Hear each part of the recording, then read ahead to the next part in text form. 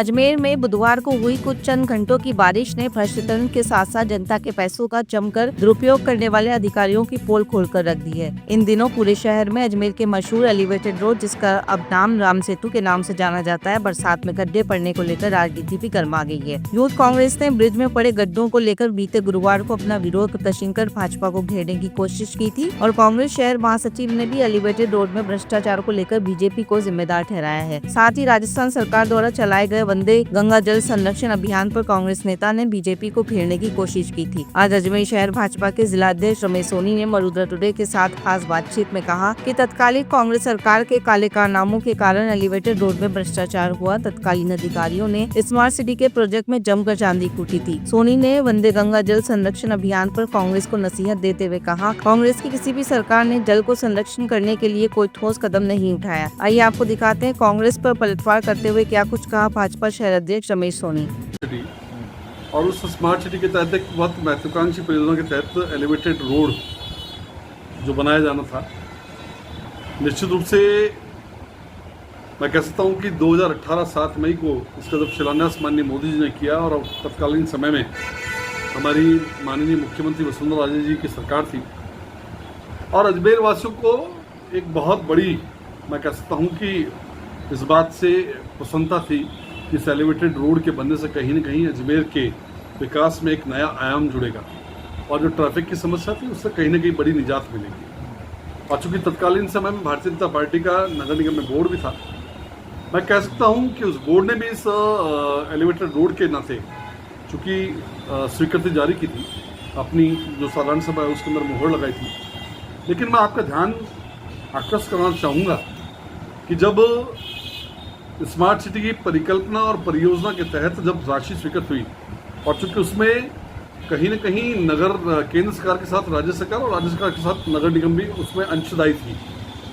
एक निश्चित प्रतिशत जो 10% की राशि थी वो नगर निकाय को उसमें देनी थी। और जब ये पूरा स्मार्ट सिटी की परिकल्पना का प्रस्ताव जिस समय साधारण सभा के समक्ष रखा गया, चूँकि उस बोर्ड का मैं भी एक सदस्य था और साधारण सभा में हमने इस बात को बहुत, चूँकि माननीय मोदी जी की ये परियोजना थी, इसके नाते हम सब ने इसको सर्वसम्मति से साधारण सभा में स्वीकृत कराया। लेकिन मैं कहना चाहूँगा, बड़े दुर्भाग्य का विषय है कि उसके बाद जो साधारण सभा में हमसे प्रस्ताव पारित कराए गए, उस प्रस्तावों के मूलभूत जो संरचना थी उसके अंदर कांग्रेस शासन में आने के बाद उन सब प्रोजेक्ट्स को बदल दिया गया। जिस प्रकार से स्मार्ट सिटी के तहत एरिया बेस्ड डेवलपमेंट 13 वार्डों में होना था, वो कहीं न कहीं उस प्रोजेक्ट से हटा दिए गए। एक परिकल्पना आम शहरवासी की थी कि इस स्मार्ट सिटी के फंड से अजमेर में जो मूलभूत सुविधाएं हैं, बिजली, पानी, सड़क, इन सब को लेकर के काम होंगे। लेकिन उन सब को नज़रअंदाज करते हुए और जो है कांग्रेस के समय के अंदर कांग्रेस की सरकार ने और उस समय के जो भ्रष्ट अधिकारी रहे, उन्होंने उन सब मूलभूत संरचनाओं को प्रोजेक्ट में से हटा करके और जिस प्रकार के निर्माण किए गए, तो हम सबको ध्यान में आता है कि फिर वो 7 वंडर जैसा निर्माण हो जिसको हटाने के आदेश एनजीटी ने प्रदान किए। जिस प्रकार से सीमेंट के कंक्रीट के जाल और भवनों को बनाने का काम उसके अंतर्गत किया गया, अजमेर वासी को निश्चित लगा कि उनको ठगा गया है। और जहाँ तक रही बात एलिवेटेड रोड की, तो जिस प्रकार से एलिवेटेड रोड का मैंने बताया कि शिलान्यास 2018 में हुआ और उस प्रारंभ से ही, चूँकि जब ये बनना प्रारंभ हुआ तब तक भारतीय जनता पार्टी की सरकार राजस्थान से जा चुकी थी और कांग्रेस की गवर्नमेंट में तत्कालीन मुख्यमंत्री अशोक गहलोत जी की सरकार आ चुकी थी। और प्रारंभ से ही जब इसकी प्रक्रिया प्रारंभ हुई तभी इसके अंदर भ्रष्टाचार की बू आ गई थी, क्योंकि केवल एकल निविदा पर ये टेंडर प्रदान किया गया। सिम्फोनिया ग्राफिक्स जो कि एक एड कंपनी थी, उसको ये टेंडर दिया गया और केवल एक सिंगल बिड पर दिया गया, जबकि नियमानुसार न्यूनतम 3 बिड होने पर ही उसी टेंडर को वर्क ऑर्डर प्रदान किया सकता है, लेकिन उस पर नियमों को नजरअंदाज किया गया। उसके बाद मैं बात करूं कि जब इसका काम लगातार आगे बढ़ा, तब लगातार भारतीय जनता पार्टी के हमारे सभी विधायकों ने, सांसद महोदय ने, मेरे द्वारा भी उस समय जो तत्कालीन केंद्रीय मंत्री थे हरदीप पुरी जी, उनको इसकी शिकायत की गई। राजस्थान सरकार के मुख्यमंत्री को शिकायत की गई कि साहब ये एलिवेटेड रोड बनाया जा रहा है, इसके अंदर निश्चित रूप से जो गुणवत्ता की सामग्री उपयोग में आनी थी वो सामग्री उपयोग में नहीं ली जा रही। क्योंकि जिस प्रकार से हमने देखा कि इसके निर्माण के समय में, चूँकि उस समय कोविड भी लग चुका था, और कोविड के दौरान जिस प्रकार से उस समय निर्माण सामग्री में जंग लगे सरिये जिस प्रकार से उसमें इस्तेमाल किए गए, और चूंकि सिम्फोनिया ग्राफिक्स को निर्माण का कोई बड़े प्रोजेक्ट का निर्माण का कोई अनुभव नहीं था, वो बेसिकली एक एड कंपनी थी, लेकिन उसने नोएडा की कंपनी से कोलैबोरेशन करके इस काम को हथिया लिया। और जैसा निर्माण का हमने देखा कि किस प्रकार से उसके अंदर सामग्री यूज़ की गई, चाहे वो सीमेंट की बात करें, चाहे जिस प्रकार से पिलर्स लगाए गए, एक निर्धारित मानदंडों के आधार पर जो एलिवेटेड पुल का निर्माण होना था वो नहीं हुआ। और उसी का परिणाम निकला कि अभी 2 साल के बाद ही इसके अंदर जिस प्रकार से कल घटना हुई है कि सड़क धंस गई, तो निश्चित रूप से मैं कह सकता हूं कि भारतीय जनता पार्टी ने इसको पुरजोर तरीके से इसका विरोध किया था बनते समय भी, लेकिन चूंकि तत्कालीन समय में कांग्रेस की गवर्नमेंट थी और जिस प्रकार से कांग्रेस के मैं कह सकता हूँ कि नेता, मंत्रिमंडल और उस समय के तत्कालीन ब्यूरोक्रेट्स, उस समय तत्कालीन जो हमारे पीडब्ल्यूडी डिपार्टमेंट के सेक्रेटरी थी, उनका कहीं ना कहीं रोल रहा। जिस प्रकार से स्मार्ट सिटी के जो सीईओज रहे, एसीओज रहे, जिस प्रकार के इसके अंदर प्रोजेक्ट के अंदर जिस प्रकार के अधिकारियों के ऊपर लगातार जिनके ऊपर आरोप उठते गए, जिनके ऊपर जांचें बैठाई गई, उन सब के द्वारा एक भ्रष्टाचार का कारनामा ये एलिवेटेड रोड रहा। मैं कह सकता हूँ कि इसमें बीच के अंदर जब 2019 के अंदर एमएनआईटी की टीम भी आई थी, एमएनआईटी की टीम ने जब इसका सर्वे किया तब इस बात से अवगत कराया गया था कि एलिवेटेड रोड जो डिज़ाइन किया गया है ये बिल्कुल गलत है और इसको उसी समय काम को रोकना था। लेकिन चूंकि तत्कालीन ब्यूरोक्रेट्स ने इस बात को बिल्कुल कतई स्वीकार नहीं किया और अपना निर्माण भी जारी रखा। और इस प्रोजेक्ट के तहत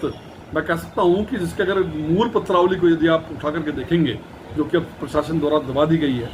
उस पत्रावली के अंदर कहीं ना कहीं बहुत सारे प्रोजेक्ट्स के अंदर कई सारी उसके अंदर चीज़ें थी जिसके अंतर्गत इसी ठेकेदार को, ये जो ठेकेदार था, इसको सिम्फोनिया ग्राफिक्स को जो टेंडर दिया गया ये ईपीसी मोड पर दिया गया था, यानी इसके अंदर डिजाइन भी उसको करनी थी,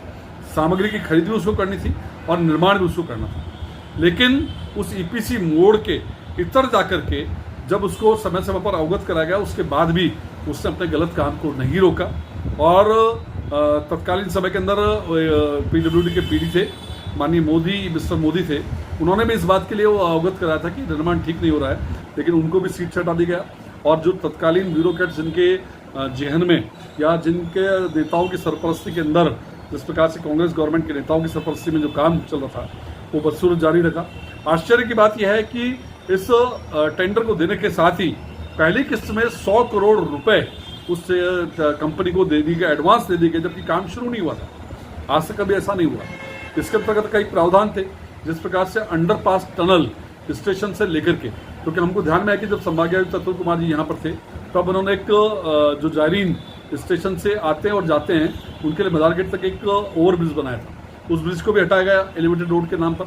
और उस समय प्रावधान था कि स्टेशन से अंडरपास टनल बना करके और जो है पड़ाव तक ले जाने का प्रावधान था। इसी प्रकार से गांधी भवन से भी एक नया बाजार तक की टनल अंडरपास बननी थी, लेकिन वो सब कहीं ना कहीं प्रोजेक्ट्स में से मूल जो इसकी अवधारणा थी उससे हटा दिए गए। इसी ठेकेदार को सारी लाइनें शिफ्ट करने का काम करना था, जिस प्रकार से सीवरेज की लाइन थी, चाहे पाइपलाइन थी, चाहे इलेक्ट्रिक लाइनें थी। लेकिन हम सब ने देखा किस प्रकार से उस भ्रष्टाचारी फर्म को लाभ दिया गया कि कोविड के समय में जब जनता लॉकडाउन के अंदर थी तब ये सारे काम जो है डिपार्टमेंट के माध्यम से कराया गया, ना बजाय ठेकेदार के, और उसको लाभ दिया गया। जिस प्रकार से ध्यान में आता है हमको कि टोटल 272 करोड़ का ये प्रोजेक्ट, इसके अंदर भी प्राइस एक्विजिशन किया गया।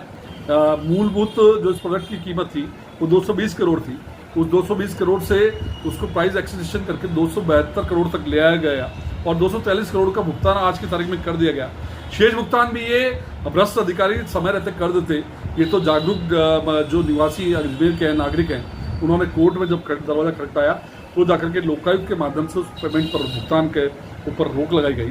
तो निश्चित रूप से मैं कह सकता हूँ कि इस पूरे एलिवेटेड रोड के निर्माण में कांग्रेस की सरकार, कांग्रेस के तत्कालीन मंत्री, मुख्यमंत्री और उस समय के जो भ्रष्ट ब्यूरोक्रेट्स थे, उनका एक कारनामा एलिवेटेड रोड के रूप में है, जो निश्चित रूप से मैं कह सकता हूँ कि अजमेर के लिए जो सुविधा बनना था, कहीं ना कहीं अब धीरे धीरे अभिशाप की ओर बनता हुआ नजर आ रहा है। भाई साहब ने जैसा बताया कि पूरे स्मार्ट सिटी के इस एलिवेटेड रोड का निर्माण 2019 से लेकर के 2018 में इसका शिलान्यास हुआ और मूल काम इसका 2000 सितंबर-अक्टूबर के बाद जब सरकार चेंज हुई उसके बाद से इसका प्रारंभ हुआ काम। और 2022 में माननीय मुख्यमंत्री अशोक गहलोत जी ने इसका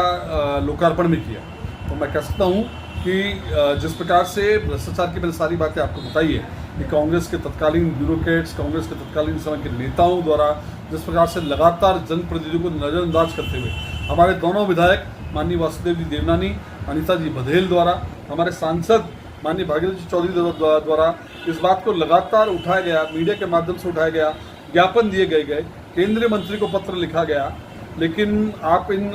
ब्यूरोक्रेट्स की हठधर्मिता और इनका षड्यंत्र देखिए कि स्मार्ट सिटी की एक भी बैठक में हमारे तत्कालीन जो जनप्रतिनिधि दोनों थे उनको आमंत्रित नहीं किया गया, क्योंकि उन्हें मालूम था कि यदि इनको बुलाएंगे तो ये इस बात का ऑब्जेक्शन करेंगे, गलत कामों पर उनके रोक लगेगी, इसलिए उनको उससे भी दूर रखा गया, जो कि निश्चित रूप से अजमेर के इस लोकतंत्र के साथ एक बड़ा खिलवाड़ उस समय के तत्कालीन नेताओं, कांग्रेस के नेताओं और ब्यूरोक्रेट्स ने किया। तो मैं कहता हूँ कि जो ये आज आरोप कांग्रेस लगा रही है, ये अपने आप गिरेबान में झांक करके देखें। और यूथ कांग्रेस में मुझे जो लगता है कि उनको शायद तथ्यों की जानकारी नहीं है, केवल अपनी लोकल पब्लिसिटी करने के लिए, अखबार में छपने के लिए जिस प्रकार के प्रदर्शन कर रहे हैं, यदि वो ध्यान से उठाकर देखेंगे, इसकी पूरा अध्ययन करेंगे, तो उनको ध्यान में आएगा कि ये पूरा एलिवेटेड रोड का निर्माण कांग्रेस के समय में हुआ, कांग्रेस के नेताओं की सरपरस्ती में हुआ, उस समय के भ्रष्ट अधिकारियों की सरपरस्ती में हुआ। तो ये कहना कांग्रेस का भारतीय जनता पार्टी को उंगली उठाना, मैं कह सकता हूँ निश्चित रूप से गलत है। वो अपने गिरेबान में जाएंगे तो उनको मालूम पड़ जाएगा कि उनके सरकार के समय में ये सारा काम है।